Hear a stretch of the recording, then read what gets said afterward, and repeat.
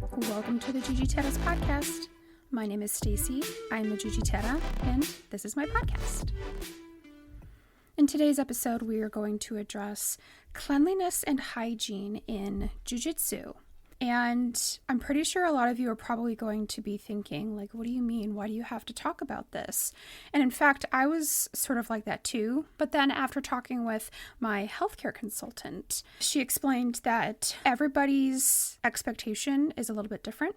So in order to address the expectations of what you would find in your jiu-jitsu school, we need to say what that is. So I've broken this up into 3 different categories. There's the hygiene for your body, there's cleanliness for your gear and the environment, and then there's the consequences if these things aren't present. So let's begin. So your hygiene, what does this entail? This means you need to take a shower. And when you're in the shower, you need to wash your skin with soap and also preferably wash your hair. Use whatever hair washing products you want. I know some people are like, oh, I never use shampoo. I use this and that and the other. So fine, just use whatever you want. Whatever you're using, just use that. Okay. Also, something to note is that if you are like coming in from, I don't know, like work or wherever, or if you're coming in from the gym, or if you're coming in from somewhere, or if you just haven't showered in a couple of days and you're kind of gross, you need to shower before you come to class. Okay. Some of you might be wondering, like, what do you mean I have to shower before I go to class? I'm just going to go and get sweaty anyway. Well, yes, but you're also going to get sweaty right up in somebody else's face. And the rest of us, we don't really want to have to smell you. Okay, so be considerate, please. Take your shower, wash your skin with soap, wash your hair. You should also be washing your skin and hair, taking your shower after you train jiu-jitsu, okay? Again, because of close contact with other people, you need to wash that off, okay? Next, what else does hygiene entail? This also entails brushing your teeth. Again, like, we don't want to have to smell the past 5 days of meals that you've had. Okay, your morning coffee is one thing, but a few days of meals is another thing. So brush your teeth. This also means you need to wear deodorant. Okay, because no matter how soon you've showered before coming to class, once you start sweating, you need to wear deodorant, okay? So you gotta wear deodorant. You also need to trim your nails. Now, I did mention trimming your nails in episode 6, what a complete beginner can expect. And as I mentioned then, I'm going to mention it again now, is that if your nails are long or you have sharp edges, you are at risk of either having your nail ripped off of you or also causing a gash or a cut in your training partner's skin. And also, if you're the kind of person who doesn't regularly wash your hands, whatever you have under your nails is going to get into the skin of the person that you cut, basically. Okay, so you need to be keeping your nails short and trimmed. Speaking of washing your hands, that's another thing in terms of hygiene. You need to be washing your hands after using the bathroom every single time. I don't care if you tried and didn't do anything. I don't care if it was just pee. I don't care if it was like I just went in there to blow my nose. If you're in the bathroom, you need to be washing your hands before you come out. Okay? That's just good practice for everyone. No matter where you are, what you were doing in there, before you leave the bathroom, you need to wash your hands. And lastly, for hygiene, so your personal hygiene on your body is before you step onto the mats, you should be sanitizing your feet. Okay? This is mostly, especially for people who do not have slides or sandals to wear in the gym, like in the jiu-jitsu school. And if you're wondering about slides and sandals, I talk about that for a few minutes on episode 6. What a complete beginner can expect. So if you're not sure, go back and listen to that. And so all of these practices are really good hygiene practices. It keeps you clean and safe. It keeps your training partners clean and safe. And it's just a better environment for everyone. Now, cleanliness in terms of your gear and also the school, the training environment. How do you ensure cleanliness of all of your gear? So after every class, you should wash your gi, wash your rash guard, wash your belt, wash all of the underclothes that you were wearing under your gi. Okay, wash everything. It should all go into the wash when you get home. We also recommend that you use a sport-specific sanitizing solution in your laundry. For example, I use Odoban. Hashtag not sponsored. This is just what I use. I buy it off of Amazon, and there's different kinds, so you have to make sure you're getting the right kind. This is the one for the laundry. I think you can find Odoban also at Home Depot, Lowe's, or whatever. Or you can find a different brand. I don't know what all the brands are. This is just the one that I use. Again, not sponsored, but whatever. This is just what I have.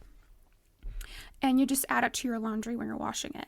And it helps to get the sweat and all the gross stuff out of your sports clothes. And I use this for all of my sports clothes, not just my jiu-jitsu stuff, because I also go running and I lift weights and stuff. And anytime I wash my sports clothes, I use the laundry sanitizing solution. So we recommend that you also do that as well. Okay, also for cleanliness, your academy, wherever you are, they should be cleaning the mats after every single class. No exceptions.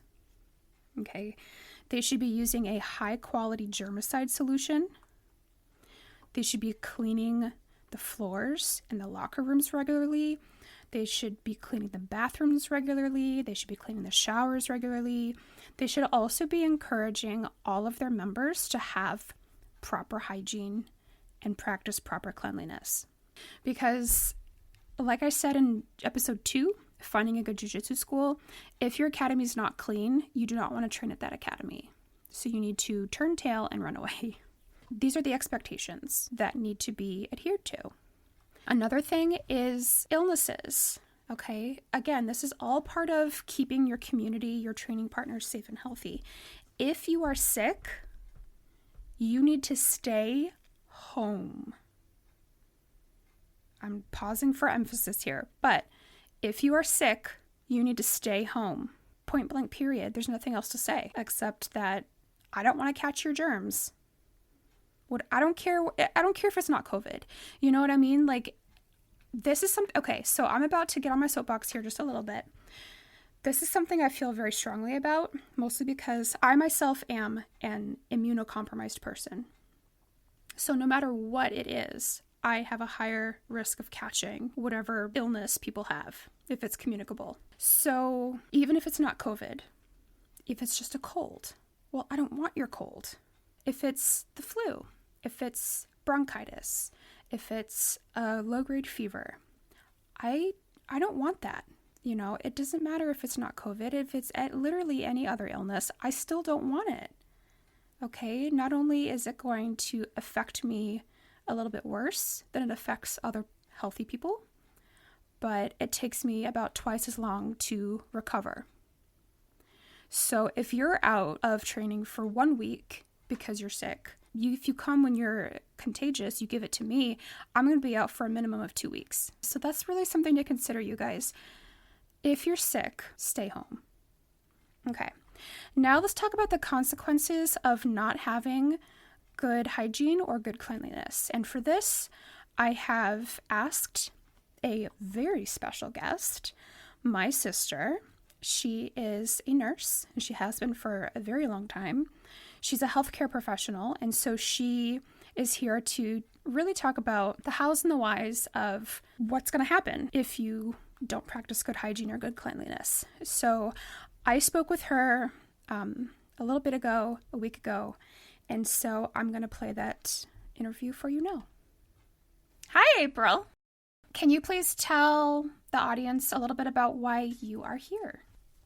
Sure, I'm here because, I'm your sister, and because I'm a nurse. I've been a nurse for 16 years and an ICU nurse for 14 of those 16. And you wanted a little in-depth information other than this? Exactly. Yeah. So here's the thing is I did Google this stuff, but basically what I wanted to avoid was just reading word for word the stuff that I saw on Google, which, I mean, anybody who's interested in this can just Google it for themselves, exactly like I did. So I figured, who do I know who could provide some better insight onto something like this? I don't know. Maybe the person in my life who happens to work in healthcare. Hey, there we go. Yeah, and yes, so what are the letters after your name? BSN-RN. BSN-RN. Okay. Yes. And so you've been a nurse for a very long time. You've seen a lot of My stuff. nursing license could drive.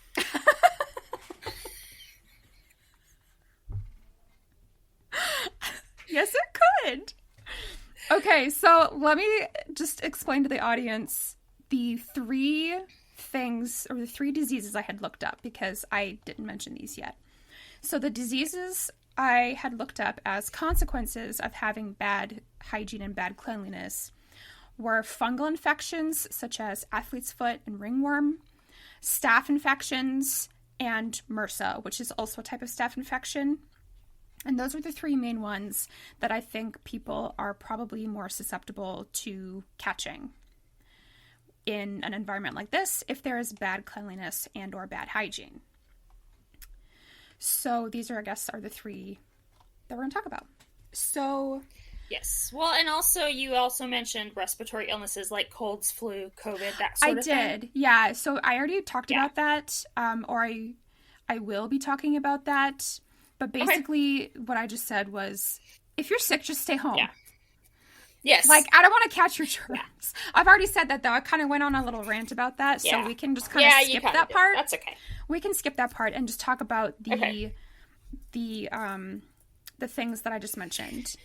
Okay, so basically, what you are looking at is contact transmission. Mm-hmm. So contact with the infection itself, like touching the body part that has the infection, or contact with a thing the body part has touched, and then you touch that thing. So let's say someone has athlete's foot, and they are barefoot on mats and sweating and potentially getting all the things that happen body in Jiu Jitsu school. And now they're possibly getting bacteria-laden body fluids on the mats, or they go to, they've got, like, let's say a staph infection on a spot on their arm, and they think it's a spider bite, and they take a towel and they wipe off that part of their arm or their foot, and then they put the towel down on the mat. Anybody who picks up that towel, anybody who steps on that part of the mat, now potentially has contact with that bacteria or that fungus. It just, so I'm getting like that like weird squidgy feeling. I'm like, just talking about it. Okay, so story time. Do you remember? Oh gosh, remember this is okay. Just remember that this podcast is supposed to be rated clean, so please don't get into too much detail. No, that's fine. That's fine. Okay. That's not a problem. I'm remembering. Okay. This is going out to anybody. Okay. I'm asking, do you remember when I was a freshman in high school and I got poison ivy all over my face? Yes. Oh my gosh. Yes. I was never touching the poison ivy. No, you grabbed Dad's towel. I grabbed Dad's towel. Oh my gosh. From work. So, okay. I feel like everybody who's not us is going to need context here. So what had happened was, that's fine. Our dad was clearing brush out from our backyard at the time. And we knew there was poison ivy back there, but we also knew he's the only. Stay away. Yeah, he told us to stay away, and we did. Well, we did, but like, here's the thing though, is that he was the only person in our family who's not allergic to poison ivy, so he was the one cleaning it out. Well, the thing is, he's working outside. It was like summertime or whatever. It was really hot. He was sweating. He had a towel, wiped the sweat off of his face. I forgot what you were doing with that towel. I forgot. He put that sweat towel like way a ways from the poison ivy, and I didn't realize that poison ivy was spread by oils, and that contact with the oil could give you poison ivy even if you never actually touched the plant. I was 13? I didn't know that. Yeah, something like that. I was a freshman in high school. So he took the towel, wiped his sweat, and then he had it like in the crook of a tree, like way away from where he was. Yeah. A good, I don't know, 15 steps. Yeah. And I was taking him out something to drink. Mm. He took the drink. I stood there and waited because he didn't like, it was like a regular glass. So I took the glass back, and just standing there in the heat, my face was sweating. And rather than have the sweat drip down into my eyes, I took the towel sitting in the tree and wiped all over my face. And we had to go to the emergency room because I had it all up on my eyes. I remember that part. Oh my gosh. But that's a typical contact reaction. Yeah. That's how you can get something without actually touching the initial thing. This is why it's so important to stay clean in a place like a Jiu Jitsu school, because if you have a MRSA infection or an athlete's foot, you could make the gym like that towel that Dad had. Yeah. And people who come in contact with those mats, or who brush against your feet, or who, things like that, could potentially get that thing. Yeah. So if you think you have potential of having an infection, please see a healthcare provider. Yeah. See your primary provider. Go to an urgent care if you don't have insurance or you're underinsured and you don't have a regular healthcare provider. Get it seen to. Yes. Cover it. Oh my gosh. If you potentially have something if you think it's a spider bite, you think it's a boil, you're not sure, cover it. Cover it with a bandage. Make sure it's wrapped up. And then throw those bandages away at home. Don't put it in the community trash. Don't use community towels. Use your own towel, put it in your own bag. Don't drop it on the floor. Yeah. That sort of thing. Well, yeah. And I kind of touched on some of this stuff a little bit in terms of what to do with your sweaty stuff. I know I talked about in episode 6, which is what a complete beginner can expect. I just what do you do with your stuff after you're done? And then I also just kind of earlier in this episode, which you haven't heard yet, but I already recorded, is that I kind of went on a little bit of a rant, sort of, because I'm just you don't have to, you have to take a shower, you have to wear deodorant, you have to, wash all your stuff. And also, it's your Jiu-Jitsu school has to be cleaning these mats after every single class, and if they're not, you gotta turn around and run. Yes. That's no. Don't stay there. And if you're using a community shower and you think you might have an infection on your feet, or you think you might be prone to infections on your feet, let's say some of your some of your fellow students have diabetes or something, where infections or injuries in the feet are much more likely to turn serious than the average person. Or they're immunocompromised, I don't know, me. And me. Or you. Well, here's the thing. I recorded the other stuff before this conversation. I already mentioned that, which I think people are going to hear after this conversation. But yeah, I'm immunocompromised, and so are you. And it's yes. That was also the part of... So if you're going to be using a community shower, let's say your gym has showers at the gym. We do. If you're going to be using a community shower, wear your flip-flops or something like that to protect yourself from what could be gunky on the floors. I don't know if you remember, but if it's been quite a few years now, I think, but there was this whole breakout of infections in college dorms and gyms and things. Oh yeah, we had to get water shoes. I remember that. Yeah, with MRSA infections and I think something else, just because people were, had stuff on their feet and either didn't realize it or didn't think it was a big deal and walked around on the shower floor, and then someone else came through and walked around on the shower floor, and someone else came through and walked around on the shower floor. Yeah. And then you've got a bunch of people in close proximity who are getting something. Yeah, and that's always a concern with a jiu-jitsu school. And I know that I don't want to be if your school cleans the mats, it's never, ever, ever, ever, ever going to happen. Maybe it will, but your chances of it happening are extremely small versus if they don't clean. And also, do you really want to train somewhere if you know that they don't clean their mat? Oh, come on. Well, your chances of salmonella eating undercooked chicken are, pretty good, but they get a lot lower if you wash your hands and you wash the counters and stuff after you prepare the Exactly. chicken. Oh my gosh. I mean, it's all kind of... I had a It's all whole kind rant of the same earlier idea. about washing hands after using the bathroom and stuff. I was like, I can't believe I have to say this, but Yes. I have to say it. Like, people just don't do it, and Yes. it's just, I hate it. It's disgusting. Using the bathroom, blowing your nose. Yes. All that kind of stuff. If you have to, let's say you have something on your foot, an infection or something, you've been seen by a provider, you're getting it treated, your provider has said you're not like in an infectious zone or something like that anymore because of the stage of treatment that you're in. It's probably still a good idea if you have to like reapply a dressing or reapply a cream or something. Just go wash your hands before you get back out into class. Oh my God, yes, please. Like, honestly, the problem is like, you and I have both worked with the public. You currently work with the public, and I still interact with it. You wouldn't think you have to say this stuff, but you do. You gotta say this stuff.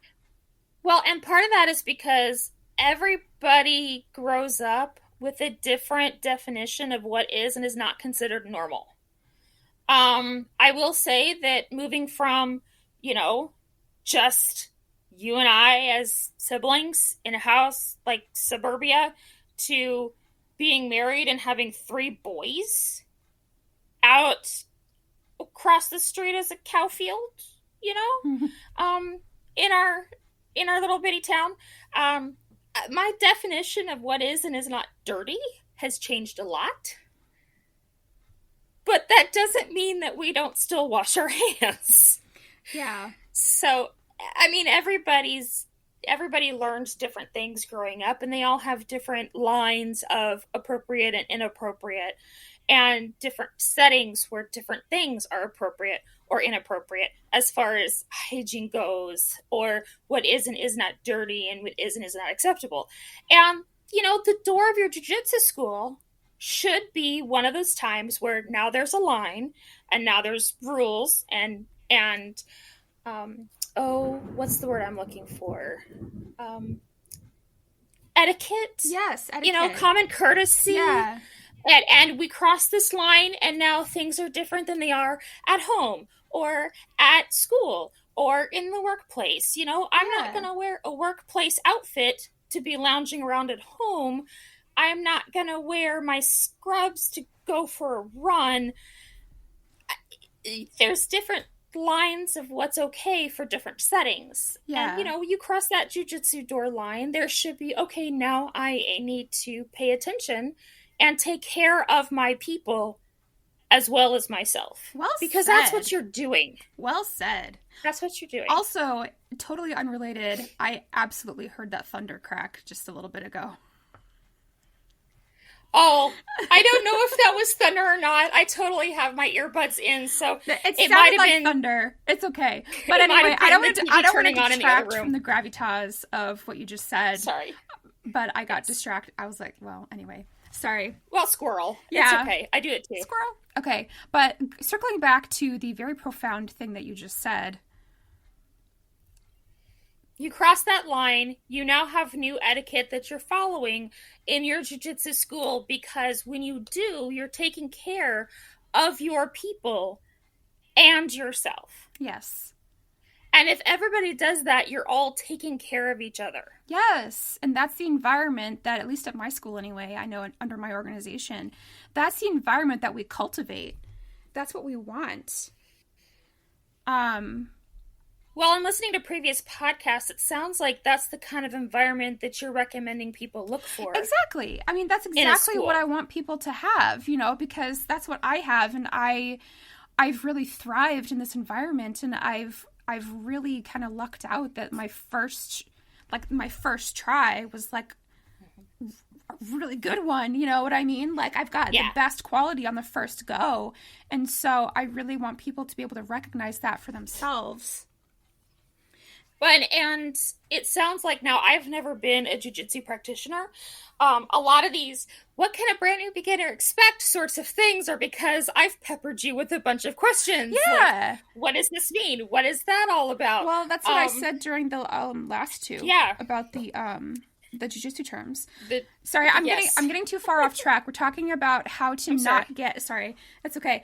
We're talking about how to not get communicable diseases like fungal infections, MRSA, and other staph infections and whatever. Well, but thinking of the environment as a team environment is not that far off, because if you are thinking of your team as much as you are thinking about getting your own workout in, you're going to be more aware of what you need to do to protect other people, not just get through your own workout. Exactly. And that's really what I'm hoping that the purpose of this, number one, is to kind of put this out there, to be like, exactly like you said, like, this is what our normal is. This is the expectations we have, and this is what you should look for, especially as a beginner. Like, a good quality jiu-jitsu school is going to be very clean, and they're going to have high expectations for the people who come and train there, as well as themselves. But you can't only expect the people at the school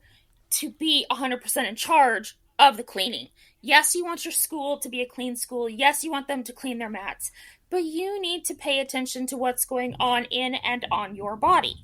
Exactly. Do you have an infection that could be contagious in this environment?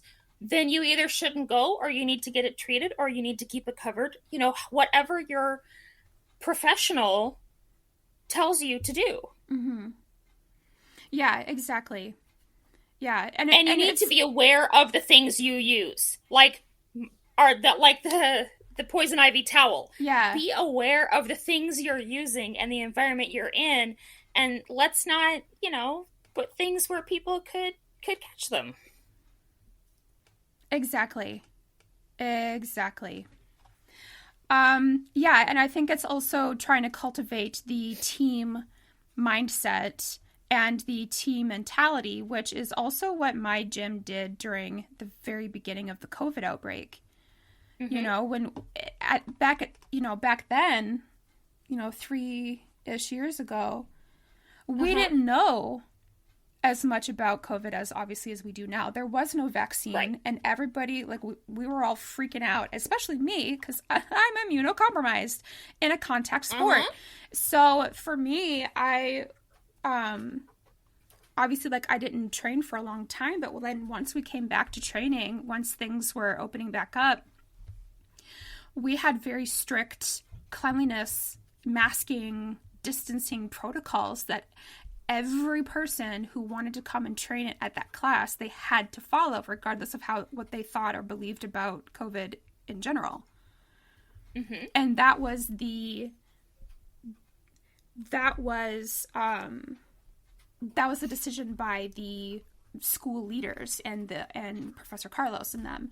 They were like, listen, you guys can do what you want in your personal lives and whatever, but when you're here, this is what you're gonna need to do. And so I really think that if people can find a school that's willing to do that and to kind of, I guess, put their foot down in that sort of way to preserve the cleanliness and to preserve the health and safety of everybody, I would say that that's probably a good school to be at. I mean, right. So, well, and like I said, I've never been a jiu-jitsu practitioner, but you could start. Jiu-jitsu is very similar. I could. Jiu-jitsu is very similar as you're talking. I think it's probably very similar to nursing, where my nursing license is my nursing license. My continuing education is my continuing education. No one else can get that for me. No one else can do that for me. My care of my patients is my care.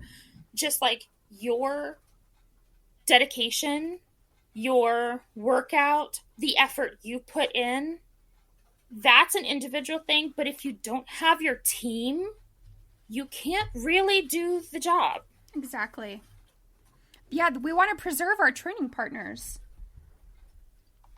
And that includes not just trying to, that includes that includes not just practicing safety on the mats in terms of, if they tap, you have to stop, like be aware of, not cranking something too hard or whatever, like be careful of their joints, but also protecting them in terms of communicable diseases and health and things like that. Mm-hmm.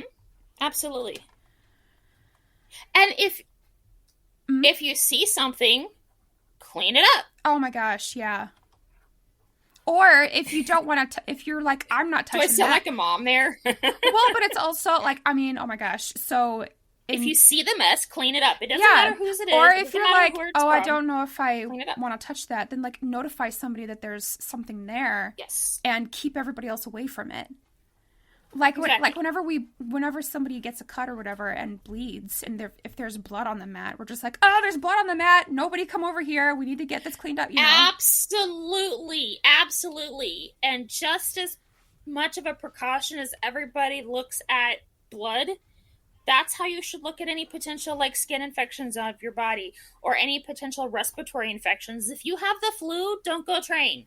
Oh my God, yes. I already said this too a few times because I repeat myself all the time. But... Well, yeah. I said this already before this conversation, and I've said it again after this conversation.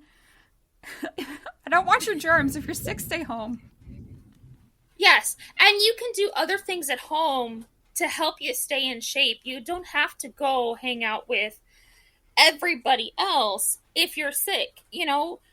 Do what you can within the limits and challenge yourself at home. And then when you're better, then go back when you're not contagious. Exactly. And if you're not sure how long you're contagious for, ask your healthcare professional. Yes. Ask your healthcare provider. Yes. Yep. All right. Well, thank you so much, April. I appreciate your time. Thanks for being our healthcare consultant for this episode about hygiene and cleanliness and staying healthy. Yay. Okay, I hope that was insightful. Other consequences I wanted to share with you are how you're perceived by other people. So here's the thing. If you do not practice good hygiene or you do not have good cleanliness with your gear, a consequence is that nobody's going to want to train with you. They just won't. We don't want to train with like the nasty person, You also might get a reputation around the school that you don't necessarily want, because then, you don't want to be known as like the smelly person or the nasty person or whatever. You don't want to be known as that person. You might end up being known as that person if you don't practice good hygiene or have good cleanliness. Another thing is that you might notice that people will avoid being paired with you when it comes to sparring or drilling or anything like that. And the reason is because we don't want to smell you. And also, here's the thing, is that when you and your gear are very smelly and gross, when you train with another person, you transfer that onto that other person. So now that other person smells stinky, just like you. We don't want that. So that's a very real consequence. And another consequence is that, honestly, the quality of the school goes down if the members and the mats and the equipment and the locker rooms, etc., are not clean. Honestly, like your jiu-jitsu school, if they don't practice good cleanliness, if they don't ensure that their members have good hygiene, it just is not a high quality place. Like, even if the instruction is good, the quality of the academy as a whole is going to be bad, honestly. So please don't be that person. You need to have good hygiene. You need to have good cleanliness, and so does your school. So, all right. So this was the last episode. I honestly can't believe that I'm here already. This has been, I want to say, a wild ride, but it hasn't been that up and down. But I've been so grateful to literally every single person who has helped me with this podcast in any way.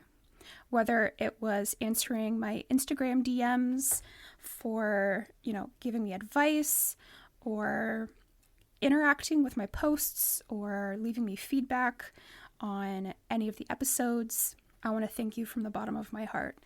This would not be possible without all of you without all of your help. And if you're listening to this, thank you, because this also wouldn't be possible if you weren't listening to this. And so, in part of my thank yous also, I do want to thank my patron, Ann Foster. She's the host of Vulgar History Podcast, which is a feminist women's history comedy podcast. And as the name of the podcast might imply, there are some vulgar words being used at times.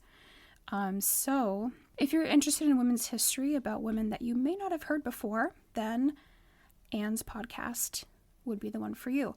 But if you're not really into the possible swear word here and there, then, well, maybe it won't be for you. But anyway, I like her podcast. In fact, she's one of the people who inspired me to create my own podcast. It's like, well, if Anne can do it, if these other people can do it, I can do it. And I did. So yay, thanks, Anne. Also, thanks to, just everyone. If I could list every single person who's helped me along the way, it would be too many people. Everybody in my life, everybody who has helped me, all of my jiu-jitsu friends, everybody who sat down for an interview, who is going to sit down for an interview, thank you. I appreciate you. For everyone who's helped me with the technical side of things or suggested resources that I can turn to, thank you. Your suggestions and advice have really made a difference in helping me get this figured out. And to everybody who's listened, who's left a review, who's given me feedback, whether online or in person, thank you. I appreciate you. I appreciate you taking the time to listen to me, to my episodes, and to think of ways it can be better or questions that you had that I hadn't answered yet. Thank you, thank you, thank you. So this is the end of season 1. Before season 2, I'm planning to do kind of a recap of season 1 and the things we talked about and what's coming ahead. So be looking out for that. But otherwise, have a great rest of the summer. I'll see you guys in the fall for season 2. Thank you so much for listening to this episode. If you liked what you heard, please subscribe to this podcast, give it a rating, and leave me a review. If you have any questions for me, or if there's something you want me to talk about, then DM me on Instagram at jujiteraspodcast, or email me at jujiteraspodcast@gmail.com. These will all be linked in the show notes below. See you next time!